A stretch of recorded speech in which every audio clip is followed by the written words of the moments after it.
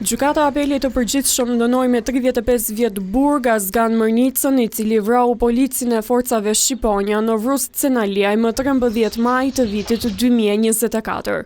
Gjykata e Firit e shpalli fajtor dhe e dënoi me burgim të përjetshëm, por tresha e gjyqtarëve të Apelit, Miranda Andoni, relatore, dhe antarët Albert Meqe dhe Artit Mustafaj e shpëtuan nga vuajtja e këtij dënimi.